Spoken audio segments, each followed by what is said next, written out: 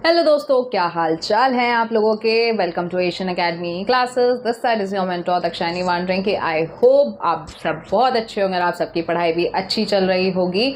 और summer vacation से I hope आप लोग वापस आ गए हो, और जो नहीं आए हैं भाई वापस आगे चल के जब आप वेकेशंस ख़त्म हो जाएंगे वीडियो ज़रूर देख लेना, ठीक है। And it will help you in your exams, ठीक है। तो I hope it will help you. So हमने लास्ट 2 वीडियोस में कुछ टॉपिक्स डिस्कस करे थे। We have completed topic number 1, 2, 3 and 4। We have completed these 4 topics और हमारे पास अब बच जाते हैं 5 एंड 6 टॉपिक्स आज की इस वीडियो के लिए। सो हम करने वाले हैं कवर 5 और 6 topic, that is macro environment and the स्वॉट एनालिसिस इस वीडियो के थ्रू, ठीक है।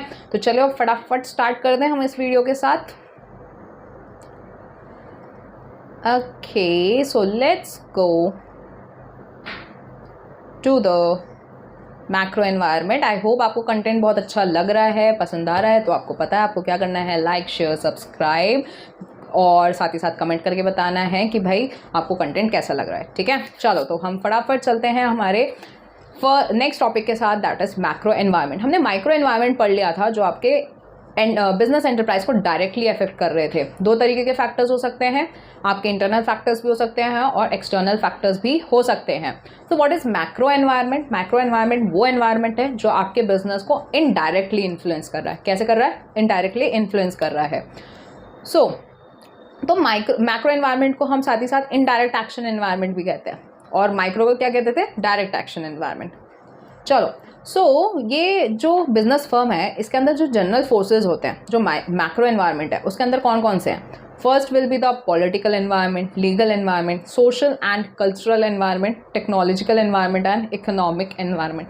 वापस बोलेंगे कौन कौन से हैं हमारे पास? Political, social, economical, technology and legal, ठीक है। वापस economic, political, technological, legal and social. Clear? तो ये हमारे 5 मैक्रो फैक्टर्स जिसको हम एक एक करके इस वीडियो में डिस्कस करने वाले हैं। So first is the economic environment. What is economic environment? Economic environment में वो फैक्टर्स, वो फोर्सेस जो हैं होते हैं जो आपके प्रोडक्शन में या डिस्ट्रीब्यूशन में हेल्प करते हैं। इकोनॉमिक में वो फैक्टर्स या वो फोर्सेस, याद रखना, जो आपके प्रोडक्शन को या डिस्ट्रीब्यूशन को अफेक्ट करते हैं। इकोनॉमिक एनवायरनमेंट में क्या क्या आ जाता है मैम? एक सबसे पहला आता है अपना इकोनॉमिक सिस्टम। प्रॉपर्टी राइट्स, हमारी इकोनॉमी की, हमारे कंट्री की प्रॉपर्टी राइट्स कैसी हैं? Ownership of factors of production किसके पास है? फंक्शनिंग ऑफ प्राइस मैकेनिज्म हमारी, क्योंकि 2-3 टाइप की इकोनॉमी होती है, पढ़ा है आपने इकोनॉमिक्स में, capitalist, socialist and mixed economy, right. तो वहाँ पे ये सारी चीज़ें डिपेंड करती हैं कि आपकी इकोनॉमी है कैसी, ठीक है। कैपिटलिस्ट है तो प्रॉपर्टी राइट्स किसके पास होते हैं? इंडिविजुअल के पास होते हैं। सोशलिस्ट है तो गवर्नमेंट के पास होता है। मिक्स्ड है तो गवर्नमेंट के पास भी हो सकते हैं और इंडिविजुअल के पास भी हो सकता है। हमारी इंडिया की कैसी इकोनॉमी? मिक्स्ड इकोनॉमी है। Clear? Similarly ownership of factors of production किसके पास है? प्राइस मैकेनिज्म काम करता है कि नहीं करता? क्योंकि कैपिटलिस्ट और मिक्स्ड में तो करता है, ठीक है, मिक्स्ड में पार्शियली करता है बेसिकली, पर सोशलिस्ट में तो प्राइस मैकेनिज्म काम ही नहीं करता है, राइट। इकोनॉमिक प्लानिंग कैसी है? 5 ईयर प्लान्स कैसे कैसे हमारी इकोनॉमी में, उनमें हमारा गोल क्या सेट होता है, ठीक है। Role of the public sector, एक इकोनॉमी में अगर पब्लिक सेक्टर प्रेजेंट है तो वो कैसे रोल प्ले करता है। Production relations. सो ये सारी चीज़ें क्या हैं? ये एक इकोनॉमिक एनवायरनमेंट है या इकोनॉमिक फैक्टर्स हैं जो आपके बिजनेस एनवायरनमेंट को इनडायरेक्टली इन्फ्लुएंस करते हैं, ठीक है। मतलब ये सारे बिजनेसेस को करते हैं, ऐसे नहीं कि तुमसे दुश्मनी है सिर्फ तुम्हारे को इन्फ्लुएंस करेंगे, ऐसा नहीं। वो क्या करते हैं? वो सारे एनवायरनमेंट को, सारे बिजनेस को अफेक्ट कर सकते हैं। Clear? B, structural anatomy of the economy. Structural में कैसा आ जाएगा कि भाई तुम्हारे ऑक्यूपेशनल डिस्ट्रीब्यूशन कैसा है, कि कितने percentage of your population of the country is dependent on which occupation. क्या वो एग्रीकल्चर पे डिपेंडेंट है, वो सर्विस पे डिपेंड है, या वो इंडस्ट्रियल सेक्टर पे डिपेंड है, ठीक है। साथ ही साथ नेशनल आउटपुट कितना है आपका, कैपिटल इन्वेस्टमेंट, कैपिटल गुड्स पे आप कितना खर्चा कर रहे हो, ठीक है। कॉम्पोजिशन ऑफ ट्रेड क्या है, structural equilibrium between the different sectors, ये सारे क्या हैं आपके इकोनॉमिक एनवायरनमेंट में आता है। देखो, खुद ही देखो, अगर ये सारी चीज़ें किससे डिपेंड है? ये इकोनॉमी पे डिपेंड, प्रोडक्शन या डिस्ट्रीब्यूशन से रिलेटेड है, राइट। तो प्रोडक्शन और डिस्ट्रीब्यूशन से अगर रिलेटेड है तो किस में आ जाएंगे? इकोनॉमिक एनवायरनमेंट में, ठीक है। Organisation and development of the capital market. Economic policies कौन कौन सी पॉलिसीज हो सकती हैं? Industrial policy, monetary policy, fiscal policy और द ट्रेड पॉलिसीज़, ये सारी पॉलिसीज़ हो सकती है। Stage and the pace of the economic growth हमारी इंडिया की हो कितनी रही है।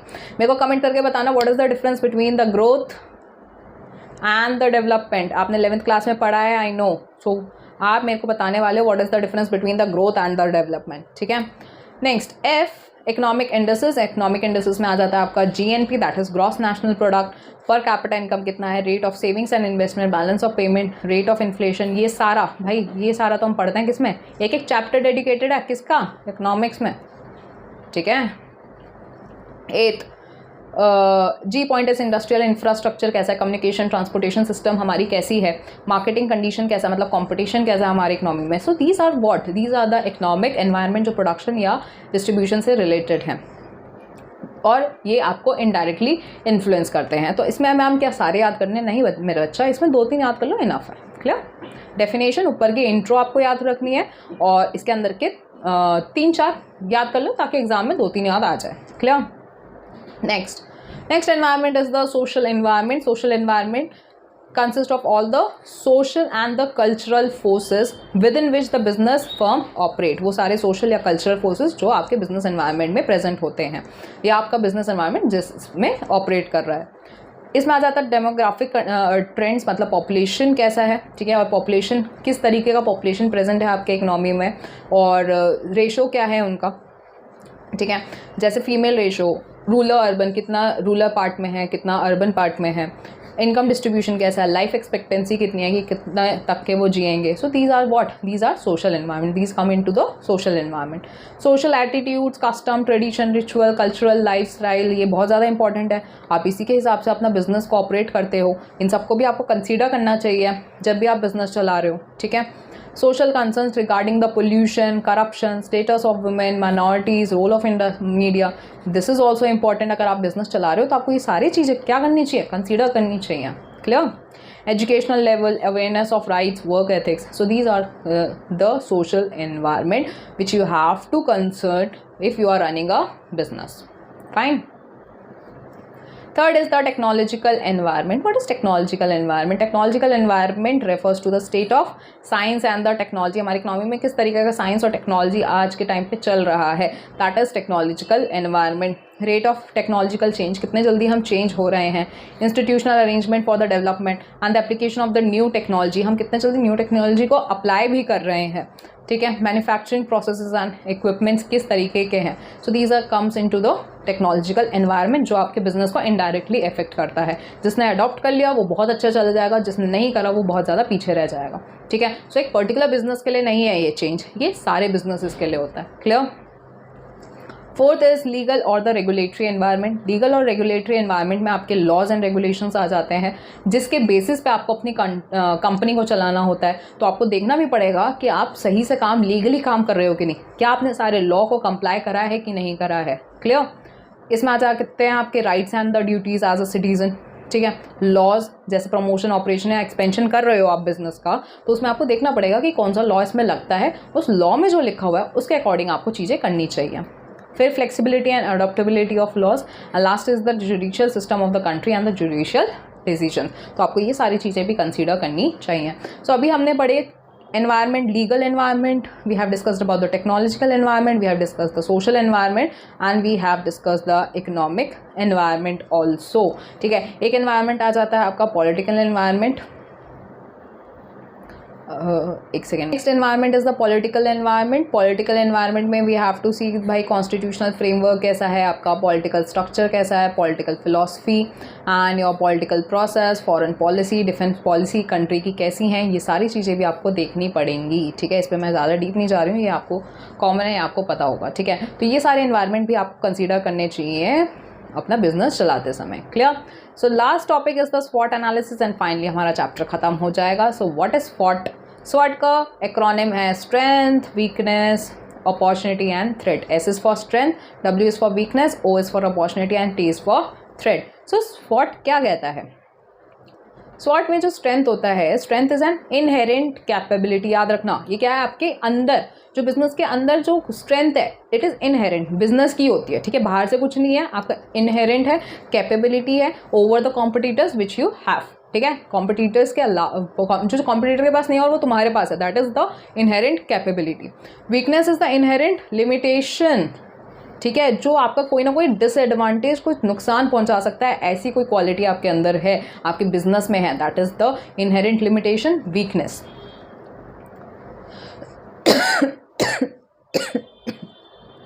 एग्जाम्पल क्या हो सकता है, ऑब्सोलीट टेक्नोलॉजी, ठीक है, वो आपकी वीकनेस हो सकती है सबसे ज़्यादा, कि आपके पास ऐसी टेक्नोलॉजी प्रेजेंट नहीं है जो मार्केट में कॉम्पिटिटर्स के पास प्रेजेंट है।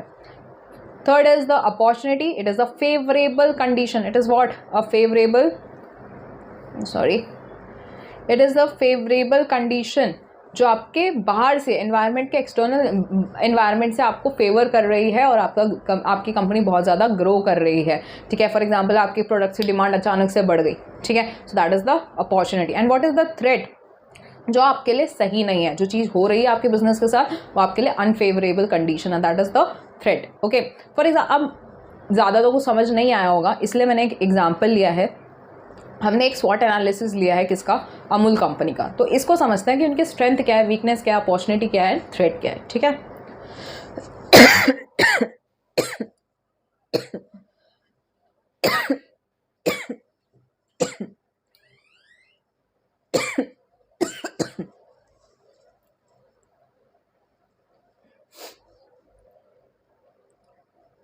Okay, if you talk about the strength of the Amul company, तो उनकी सबसे ज़्यादा बड़ी स्ट्रेंथ है कि भाई बहुत ज़्यादा ग्रोथ है, इमेंस ग्रोथ है, जिसके वजह से वो उनकी लार्ज प्रोडक्शन कैपेसिटी भी उनके पास है कि वो बहुत से ज़्यादा प्रोडक्शन वो कर सकते हैं, उतनी उनके पास कैपेसिटी है।